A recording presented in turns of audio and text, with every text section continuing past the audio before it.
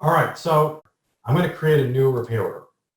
So this is what the service advisors are doing on a regular basis. So the orientation that we took was we want to build everything around the document that you're going to eventually print out and give to the customer because it's so much more intuitive, right? You're just filling in what is missing to produce a final looking repair order that you can see on a screen or the customer can see on a printed piece of paper or in an email. It's just, instead of all these records, which is typically what we're doing over in the sales side of things, you're working off of the final document. So here we are. This is a blank repair order, and I'm just going to use me because I know I'm in the system. So I start doing a search for myself using last name, however they want to do it. And kind of like you saw a minute ago, it exposes any matches for what I type in here. So the way we've designed this to work is if I see the customer, which is right here, me and my wife, Nicole, if we have a match, I can click here and that'll select the customer. But if I click here, it fills in both the customer and the boat. If this is assuming the boat is correct, I'm going to just click on my Malibu dummy boat record here. And I have now begun the process of setting up my repair order. So they immediately want to then assign the service advisor because they do write up repair orders for each other. So it's not always the user that's doing the work. So I'm going to put in Glenn Woods. They also wanted to be able to assign a tech right off the bat if they knew what the work was going to involve. I'm going to just keep this as a to be determined. And then finally, where's the boat? Is it here? Is it on the dock? Is it with the customer? And so I'm going to do on the lot. And then I could describe some other things. This is all customizable, of course, to your situation. Are these waiters? Are these priorities? Blah, blah, blah. Are we setting promise times? Do I need to jot anything down as an overall note at this point? Maybe it's something the customer says that I want to document that they'll see on the printed copy. And then finally, I'm done. These are the 3 fields that I have to submit. And now I've got an estimate repair order. This is not, we're not assigning any kind of number yet because this may fall through. Customer may just be calling in to get an idea of what it might cost to have some work done on their boat. And so at this point, I can now start adding my jobs. I've got my customer identified, the boat we're going to be working on. And so I'm going to start adding jobs. And this is a window of their canned jobs with parts.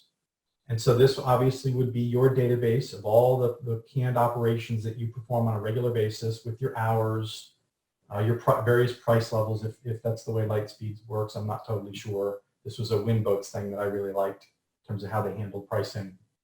But at this point, if I do a Volvo, I think I got a good canned part job in here. Let's do this one, 5 hours. I'm just going to put a note in here, and I'm going to go ahead and still assign this to my tech. So that's one job, and then I could do more if I wanted to keep stacking up the job. Maybe the customer's giving me a litany of problems they've got with their boat. I can either pull from canned jobs if I know they're in the system, and I'm just typing up, let's see, any oil mentions. Yeah, here's some 50-hour oil change. Let's just pick it. And I'm going to be applying the Captain's Club price level on this. Give this also to my TBD advisor. And then if I wanted to create some ad hoc ones, maybe they're just telling me about a problem that I want assigned to a tech to go troubleshoot. At this point, I'm just creating a 3rd job, however I want to do it, to then be able to assign to a technician. So right now I've got 2 jobs worth 6 hours. Do you want me to do any more? No, if the free-flowing job's no different, then that's not necessary. But if what I would call free-flowing where you are now, do you recommend they just put job 1, job 2, and just start numerically doing them from there? It'll automatically give it a number. So this would become, I don't know exactly, we'll see what happens. I'll enter this and see what we get. But let's just say it's a 1-hour diagnostic.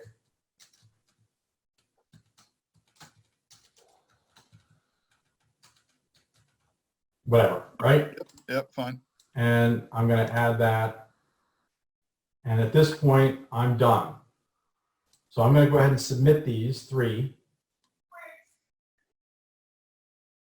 So here we go. It ended up making my first one. These can be reorganized if you need, but right now it just automatically created 3 jobs, 1, 2, and 3. They're all orange right now, which means I'm awaiting customer. Customer needs to sign off on this before I go assign it to a technician. And so again, that's why we're still kind of treating this as an estimate. It may never go anywhere. It's not hitting the schedule just yet because we don't know if the customer is going to agree to spending $1,300. Okay. So at this point, I've got my repair order. Let me just go back here, and now we should see it showing up in the top of my list. Here it is. It's an estimate currently. There's no repair order number assigned yet. If I now come back to this, at this point, maybe I want to email this. In fact, I'll just do that. I'm going to email this to the customer, which is me. So Trent, you've got this for your price quotes and your contracts. This is our standard kind of email screen. So it's going to me. It's automatically filling in with a template. I can customize this however I want. It's coming from me, Kurt Backus, who I'm logged in as right now. So I'll just go ahead and send this.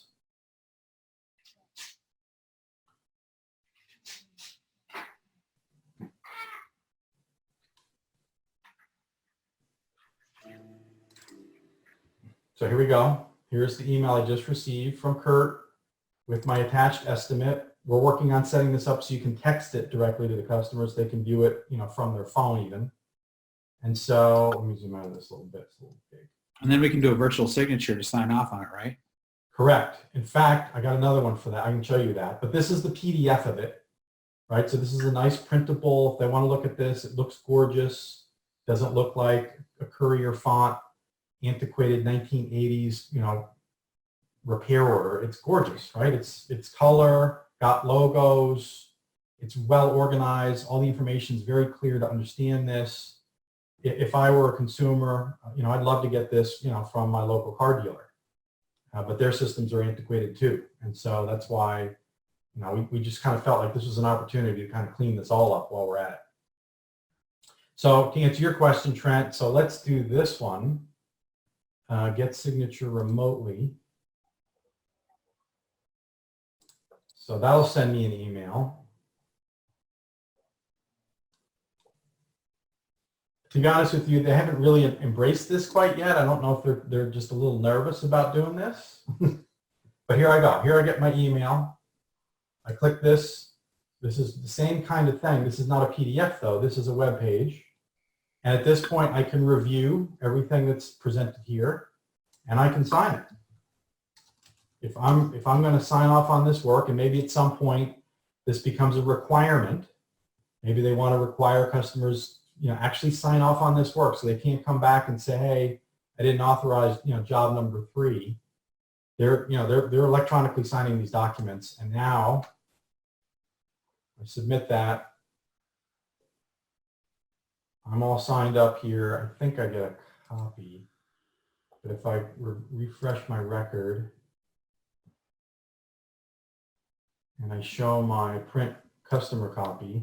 It's not an estimate anymore. Now it's an RO, right? Yeah, I haven't done the final step.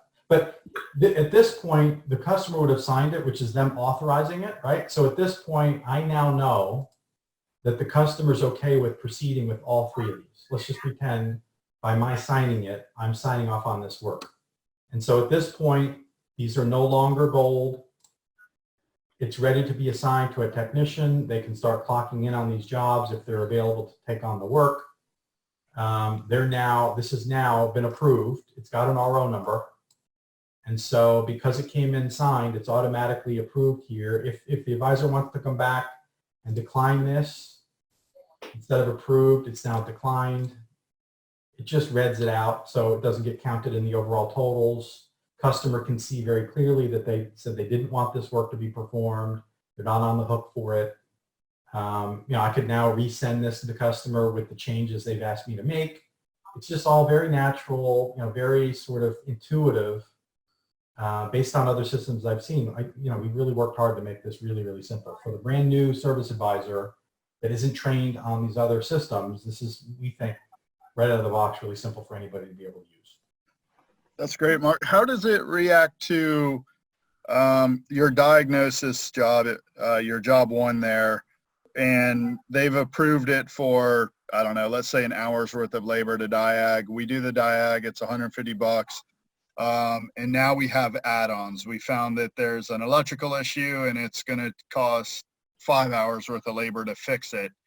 Does that initiate a new estimate, or can you walk me through that? Yeah. All right. So let's actually look at this from the standpoint of the technician, because ultimately they're going to do the work and they're going to put in some notes to tell the advisor what to tell the customer, right? So let's go there. So I'm going to go to my related job number 1. And I'm only kind of going through the back door here a little bit so you can I can get to where I want to take you.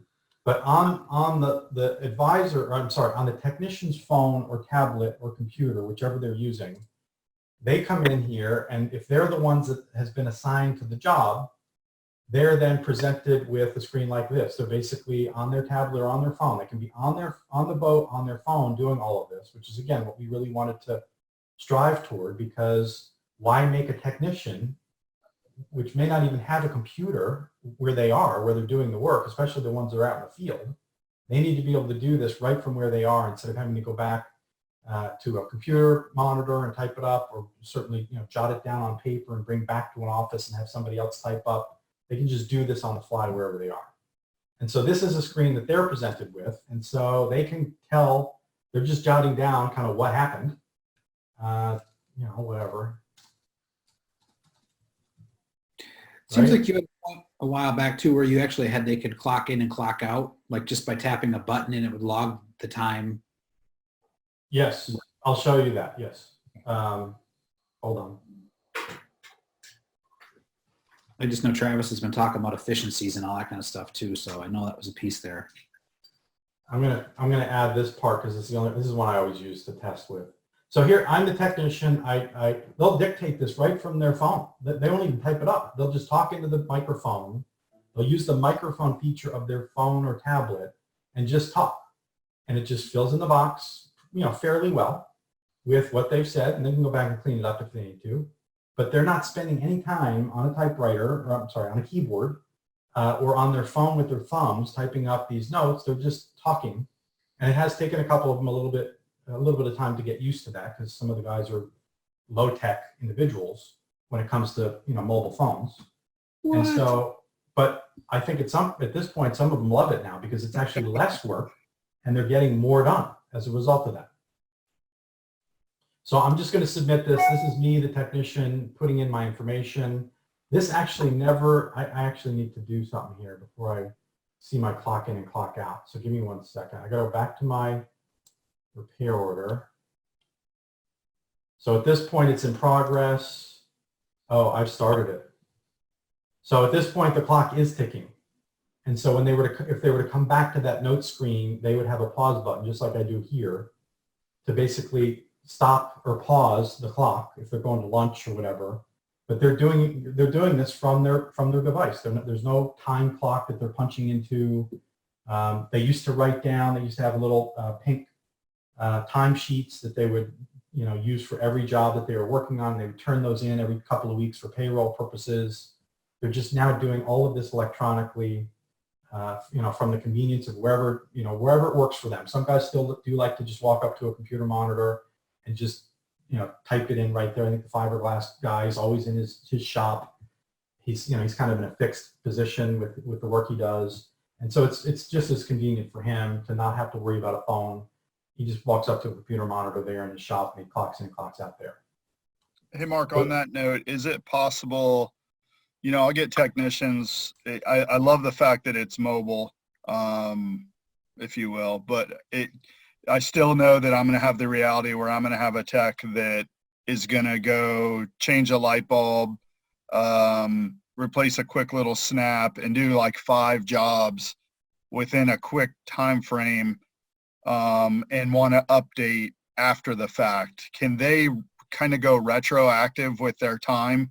Meaning if I came in and did a bunch of work and it's now, let's say, lunchtime, and I wanted to update my day from 8 o'clock this morning to now being lunchtime, can I put in times prior to where I currently am now on the clock, if that makes sense? Yes, totally. So technically the answer is yes. We just haven't built that because it hasn't been a requirement. I actually think the service manager does do a little bit of that every 2 weeks. to prepare for payroll because they're now using this to figure out payroll. And so I do know he's been going in and making some changes. Some guys forget to clock out, so it runs overnight. And so obviously they haven't worked, 48 hours, 24 hours, 48 hours. And if they forgot to clock out, it's still technically, measuring that time. So he has been going in and correcting manually, like you just described, some of the entries that are in the system. And I'll show you that in a second. But we just haven't built an automation, like an automated way for a technician to go in there and do a bunch of jobs all at once. And again, we're reactive. We react to what has been requested of us. And so since nobody ever asked for that, we just never built it. Right. Okay. And then so let me just finish this up and I'll show you both things you've just now asked about. But while I'm on this, this is what the advisor is now telling the customer, right? So we're not exposing the tech notes. This is internal. This is what the customer or the technician or the advisor is now going to tell the customer. And then here's what the correction was that's also going to get presented to the customer. Whatever they want to write. It's again, they know that this is all getting put on the final document. It's whatever they want to, put down, tidy it up, however they want to do it. And so at this point, I've added some notes, and let's pause this. So now it's paused. We've now clocked a few minutes, so we go look at that now. And so if I go to the related records on this, I go back to my job one. So to answer your question, here is the one-time log that has been created for 0.06 hours. If I need to come in here and adjust this, I'm just modifying the date and the time. Now, this is kind of a techie way to do it, and I think this is actually how the service manager is actually doing it. They're coming in here and editing this to reflect the amount of time that they want to put down, or I think there's even an override. Yeah, let's just make this 1 hour. So without getting real specific on start and stop times, I'm just overriding this to be an hour right there. And so we could have a screen that was a lot more simplistic that would basically give them all the jobs that they've logged time on and gave them the ability to change an hour's override to then basically say, you know what, this was not 0.06 hours after all. It was, I worked for an hour. So that's that. And then the other question you had was, if I go back to my RO, if I now needed to add that part, 007, I am now adding items to my job. So your initial question was, how do you now, once the technician does their diagnostic, how do we now modify this? And this would be a function of the service writer. They come in here and the recommendation was to go look up part 007. And here are all my matches on that. So I've got a bunch of them, and the one I always pick, I guess I don't have it here. Oh, I think it's 007. Here we go. All right, so let me explain what's going on here. This is the one we stock, and actually there's no more available right now. But this is, the black numbers are all local part inventory records. The ones in green are actually pulled in from third parties. So Land and Sea, we're pulling in, I think, Yamaha parts. It's a centralized database that we maintain so that if they needed to get a part, they can go look it up and find it, and they can certainly add it in manually if they have to. But ideally what we wanted to be able to do was give them sort of a point-and-click database that they could access if this was indeed the part they needed from whatever supplier, which doesn't look like we have a whole bunch of information on this, that this is a centralized database that they're pulling from with pricing information. Does that make sense? I don't know how Lightspeed does it, but I'm sure that they're connected to other parts databases. So no, they're not constantly entering in manually parts to order from. No, it makes perfect sense. What a lot of them call it'll be a master parts file versus a local parts file. The master, just to keep speed going, you have like you're highlighted on that black line there, that light, to keep the speed of the system moving instead of bouncing off your master file every time. You obviously want to search local first and what have you. So yeah, totally makes sense. Nothing foreign there. Yeah, so this would be your local, this would be your remote database. So at this point, I'm going to put one of these on, even though I don't have it, because that's what the tech said I needed. And I could have put on, I could have put on shipping. I could have, sublet out this work to somebody else, additional shop supplies, extended warranty. These are just other things that I could be putting on the job besides just parts. So at this point, my job went brown because it's parts needed. I can't really close this out yet because I've got to go get this part now. And so at this point, the parts manager would be alerted that there would now be a part, because we're showing a 0 quantity here. We need 1 out of 0. We've got 0 in stock. And so at this point, it would be up to her to go order that part. We probably have to wait for it to come in. Once that PO gets created and fulfilled, she receives the part into inventory, and then this job will automatically change color to now parts received, and they're just now kind of picking up and continuing where they left off.